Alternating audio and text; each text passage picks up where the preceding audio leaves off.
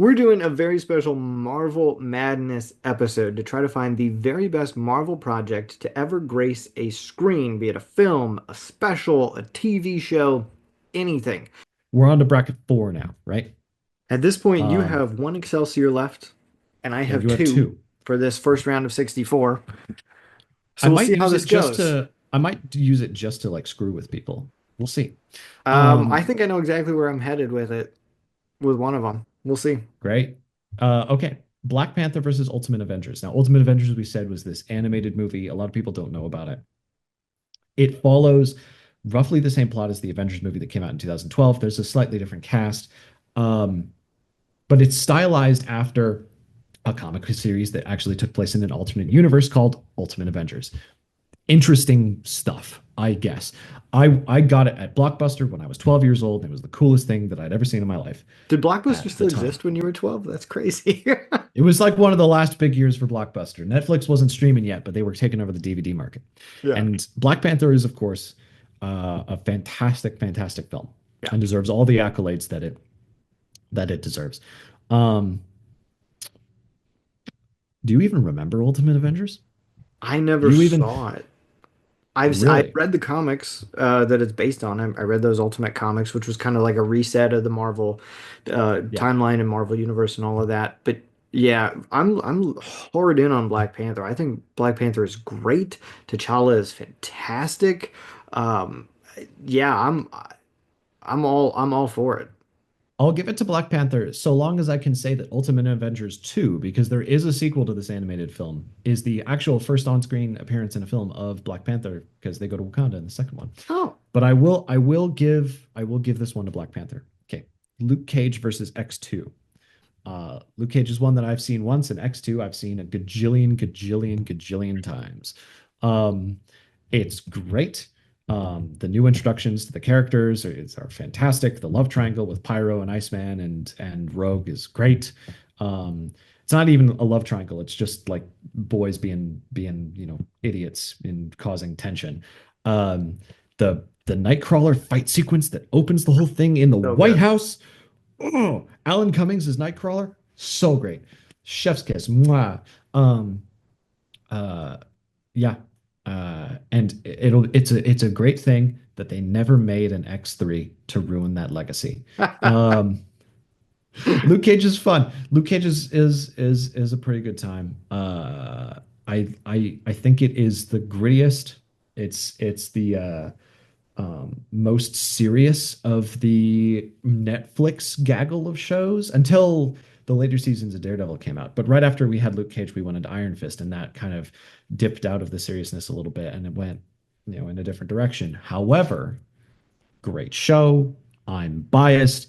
X2 wins. You will not disagree with me. Let's move on.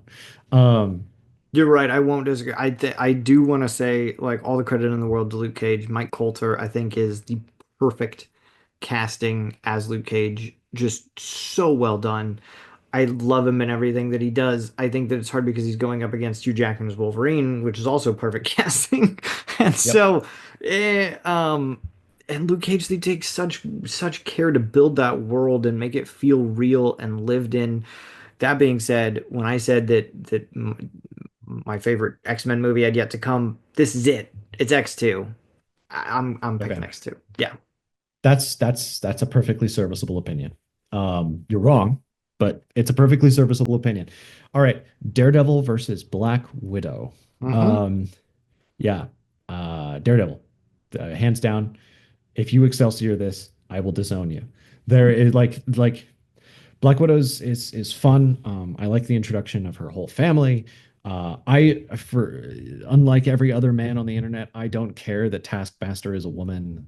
It was whatever. Great. Taskmaster's not an interesting villain to me anyway. Daredevil, in its 3 seasons, has done some amazing, amazing stuff. I have seen Daredevil twice. The first, I haven't seen it twice. We'll get to that. The first time I watched Daredevil, I watched it through. And the second time I watched Daredevil was while I was writing my thesis in graduate school. And I listened to the audio descriptions for the blind watching Daredevil. And it's the Ah. it's the coolest thing ever. Like this smooth, like really like sultry voices in the background. It's like a man walks down a dark alley and sees two thugs.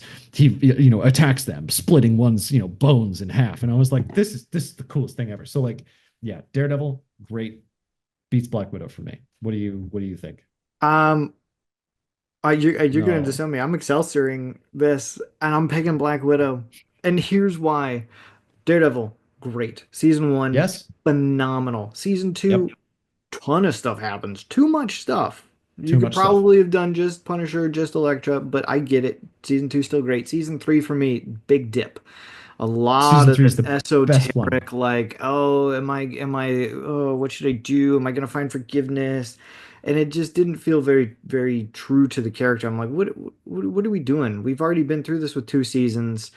I'm picking Black Widow. I think that people got a ton of crap for when it was released and how it was released. That is not fair to that movie. It is really, really well done.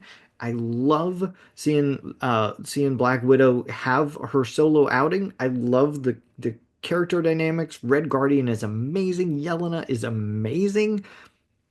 Black Widow all the way.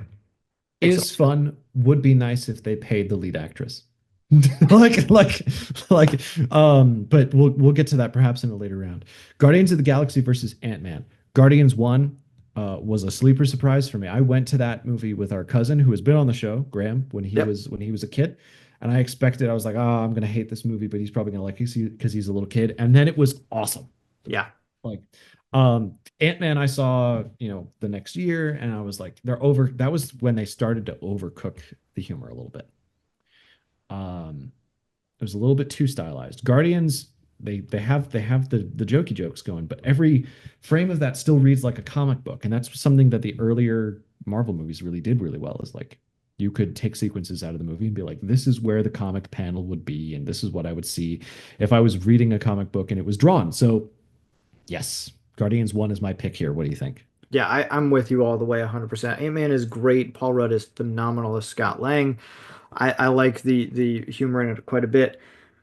But Guardians, like you said, sleeper hit. Really, really good. I love the character dynamics of everything. I went in not knowing very much like you and absolutely fell in love with it.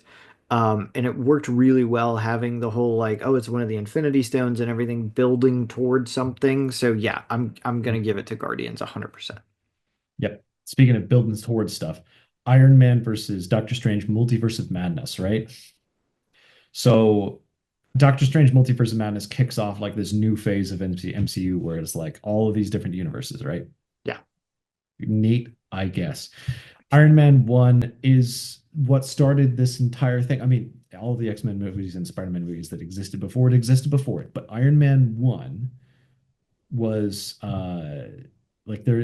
there's something about it. There's something that it's almost a time capsule of a simpler time in Marvel. And I remember seeing it leaving before the end credits. And then a family member of ours, like one of our uncles, was like, yeah, you see Nick Fury at the end? I was like, I know who Nick Fury is. He's that comic book guy. Yeah. They put another comic book guy in a movie because there were no crossovers, at that point. Um, so yes, I will give it to Iron Man out of these two. That's my opinion.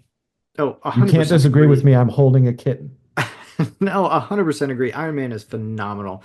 It's got everything that you've talked about. It's got heart, maybe a little bit of a weak villain, sure, but the character arc that Tony Stark goes through there is really, really beautiful. And I love the ending because it sets the tone for everything that happens after that when Marvel is just like, we're not doing secret identities. And guess what? They don't from here on out, with the exception of Spider-Man. Spider-Man. No Yeah. secret identities. He stands up at that press conference and he says, I am Iron Man.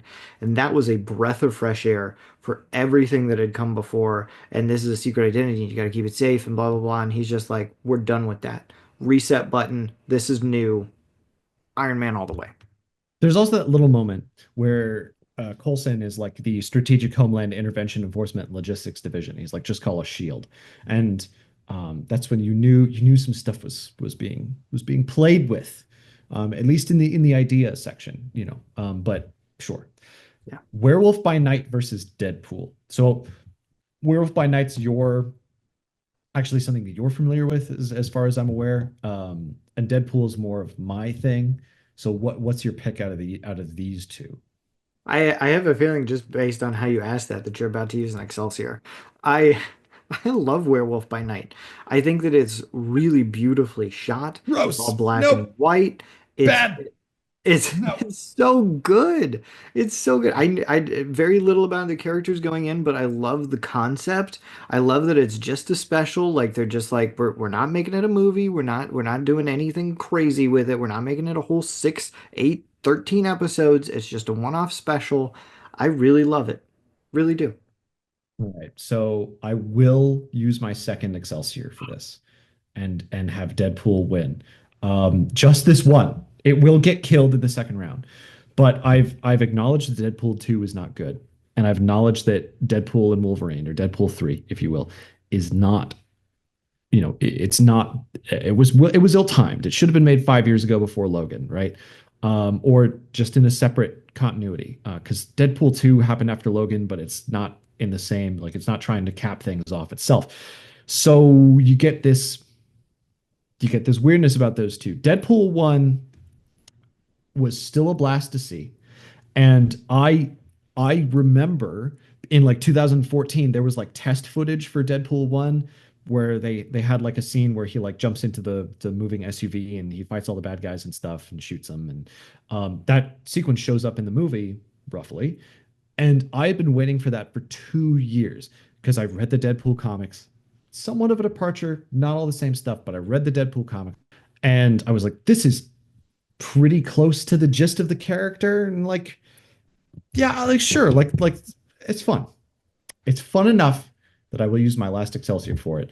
And I will cause Deadpool to at least get out of this round because I want to see it go up against something that's actually more meaningful than Werewolf by Night. You know what I mean? So we'll go with that. Yeah, I get it. I get it. All right. All right. I can tell you looking ahead, unless you do something crazy, I'm not going to have to use my last Excelsior, but that's fine. I agree. Um, so Because we're both Spider-Man we both 2, know we're yeah. Spider-Man 2 versus Defenders, right? yeah, Defenders, I think Sigourney Weaver's the villain. yeah, Interesting, not for me. Like the show's not for me. Her as villain's great, but like it's Alfred Molina as Doc Ock. yeah. What do you Spider-Man want? 2 is phenomenal. I think oh gosh, it's so good. It's so good. And Defenders is fine, but it gets a little bit muddled and I don't think it lands the same way that Avengers did in pulling everybody together. Everybody has a Oh, moment. You get the camaraderie, you get the fighting that we're looking for between the heroes, you get all of that. Um a little bit muddled at the end. Daredevil dies, he doesn't really. I'm going Spider-Man 2. yep, Really, really well done. Yeah. yep. And then finally, Far From Home and Agatha All Along, right? Um, so it's unsurprising that Agatha All Along is lower on my list because it's a follow-on to a property that I already did not care for, right? Yeah. So I will give it to Far From Home. Mysterio is not my favorite Spider-Man villain ever. He's like second tier. He's like you got your Green Goblins and your Doctor Octopuses, and even to some extent your Vultures and Venoms. But second tier is like, oh, I'm Chameleon or Mysterio or Rhino or something like that, and it's or Shocker. Right, Not right. Electro. He's top tier, but Shocker's second.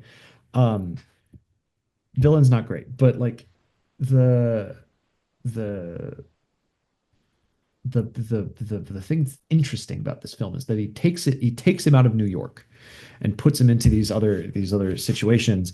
And you have Mary Jane knowing basically either the entire time or by the end of the film, I can't remember which. Um, I I saw this in theaters in 2019. Um, Either she figures out and just says, "You're Spider-Man. I figured it Yeah, out," or yeah. or She yeah, figures it out is about that halfway through. She's like, "Yeah, you're Spider-Man." yeah. I thought that was also a breath of fresh air. I've never really liked oh, I'm keeping this for my girlfriend aspect of the other Spider-Man films. So yeah, I like it a lot. I like Far From Home a lot. So Yeah, um, I think Agatha All Along starts out really intriguing. It starts out with that same kind of concept where she's doing like the whole detective TV episode thing. But that last one episode, and then I don't. It doesn't resonate for me. The whole thing was just trying to get her power back. Okay, fine. Spider-Man Far From Home. Yeah, I agree with you. Really great film. Love the whole Spider-Man Mary Jane thing. Um, I have some qualms with Mysterio, but it's enough to get it past this round. 100%. Sure. Yeah. All right. So this wraps up the round of 64. We got the round of 32 coming up next. Some absolute shockers here, and some pretty standard. It kind of went how we thought it would. We hope that you stick with us to see what is going to come out on top of Marvel Madness.